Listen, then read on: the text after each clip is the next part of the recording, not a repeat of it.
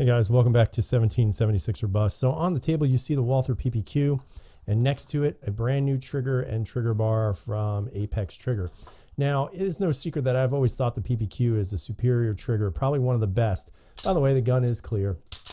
But for me, I always wanted to know if I could maybe do something a little bit to add, even more excellence to this quality handgun.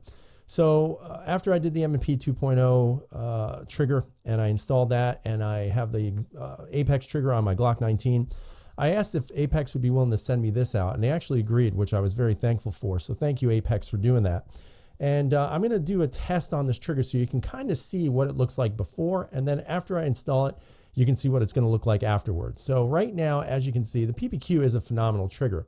That's your take-up. So there is a bit of take-up on this trigger. Again, still a fantastic trigger, 100% pre-cocked, so it doesn't take a lot of really pressure to put on this trigger. Although the trigger will weigh anywhere from 5.5 to 6 pounds, it doesn't feel that way. But you can see the take-up, and then it breaks. So it's a very nice clean break, and here's your wonderful reset. Right there's your reset. So it's a very forceful reset. It pushes you out quite a bit. And then again, there's your secondary shot. So the trigger is very, very nice. The take-up is a little long, but once it hits that wall, it breaks very nicely. And of course, the reset again is very nice as well. And it's a great trigger. There's no doubt about that. In regards to poundage, and I'm not going to spend 3 hours weighing this trigger, so I'll probably just do one good pull and we'll see what it comes up as. So let's try it. So I have 4 pounds and 15.4 ounces. Again, I've shot probably 1,000 plus rounds through this gun, and that's not a surprise, but let's do one more time. All right, maybe not. There we go. 4 pounds, 12.1 ounces. So you're looking at about almost close to 5 pounds, which is about average or standard for the Ppq once you put some rounds down range. So again, fantastic trigger. A lot of people say it may be too light for carry. Honestly, guys, I've never had an issue with carrying this gun, and I would not suppose that I would. As long as you keep your finger off that trigger, it's not going to go off, guys. So just keep that in mind. Now, with the takedown of this, the Apex has a good video online where they take it down and they show you how to install everything. So I'm going to actually use that to help me do this. Again, I'm going to do a lot of this work off camera, but the first step I wanted to show you was basically what you need to do. And let me actually take the gun down, field strip it. So we'll get rid of the slide. But on the frame here, or the receiver, whatever you want to call it, this piece right here has to be popped off. Then you have to remove this front pin, this rear pin, and then you have to hammer out the pin that connects the 2 slide locks in place. Fairly simple stuff. Again, I don't really have any fingernails. I've been able to take it off a few times, and you can see it pops right off. So that's not a huge deal. Again, you'll have a little, like a push pin in here. Let me see if I can get my little pin here and push this out a little bit more for you guys. So all you got to do is really just give it a little bit of pressure and it comes right out. In this case, maybe not. And you want to make sure you hold this down too, because there is a spring in there. So you hold that down, you remove the pin, and then basically you can turn your gun upside down and out comes your spring and this little piece of whatever you want to call it. I don't even know what it's called, to be honest with you. So if somebody knows, you can leave that in the comment below. So you push that to the side, and really that's sort of like a fourth of what you have to take down. Basically all you need to do is take a small pin punch. Again, it has to measure 3/30 seconds, and that's what this is. Punch 1, punch 2, and remove that. And that's it. So I'm going to do that off camera. So stay tuned. Let's see how this trigger looks. We're back from the install.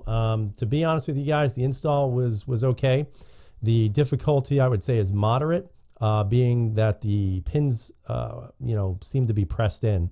So to get them out, it was a little bit difficult. You did have to use a punch and hit it a good few times to actually get anything to move. Once they moved, it worked no problem. In regards to this one, there's a little bit of a spur in there. Once you get past the spur, you're good to go.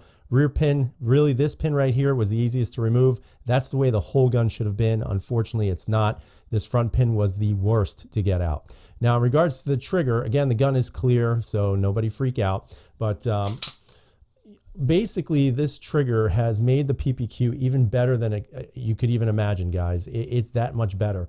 Now, don't get me wrong. The Ppq has a great trigger, but this flat face trigger, you'll notice the take-up is, oh my God, it's like crazy little take-up now. So the take-up on the trigger is much better. Again, it's a little bit of a deceiving look to it because remember, it is a flat face trigger, so it doesn't have the extended curve, which usually starts around here, and then of course you push in. So it may have reduced that take up, but it's as safe to me as the curved trigger is. Again, when you look at the pull, very short, very clean and crisp, very, very, very similar to what the original trigger felt like, just without that, that long pull. Here's your reset. Nice and short, exactly the same in my opinion. Again, the only difference is you don't have that push from the trigger like in the old trigger.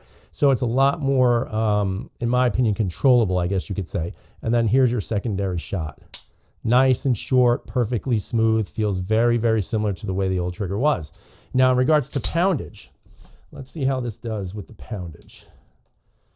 So we're going to test this trigger. And it just slipped right off. Hey, that happens. That happens when you film. What can I say? Let's go. Here we go. So right now, 4 pounds, 12.9 ounces, which I believe was about the same as the curved trigger. So poundage hasn't changed much. 4 pounds, 8.6, and we'll just do 2 at this point. So the average is 4 pounds, 10.8 ounces. So in my opinion, that is still a carryable trigger. Again, your gun won't go off unless you pull that trigger. So if you're scared to carry a trigger that's at 4 pounds, a little under 5, you know, you really just got to remind yourself to keep your finger off that trigger if you have to pull your gun. In my opinion, it's better to have a clean first shot because you want to be accurate. You don't want a stray bullet, and have the ability to really have a good trigger, a very clean trigger, I think is absolutely a positive for self-defense and carrying. But again, that's just my opinion. So Ppq, great job, awesome trigger. Let's just take a look at it one more time. Here's your take up, very little, which makes this trigger even better. And then again, it's a very short, crisp break, but again, very similar to what it was. And then there's your reset. So a very similar reset. It's just, again, it's a flat face trigger and it's just a cleaner pull. Other than that, the poundage is the same. The gun feels relatively the same in regards to how the trigger feels. The only difference that I would tell you is different is the actual trigger shape. So Ppq, thanks guys, I appreciate it.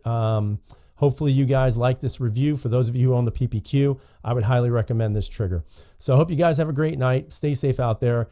If I don't make another video up after this, happy Thanksgiving to all of you. And hopefully you have an enjoyable day with your loved ones. As always, everyone, freedom is never free.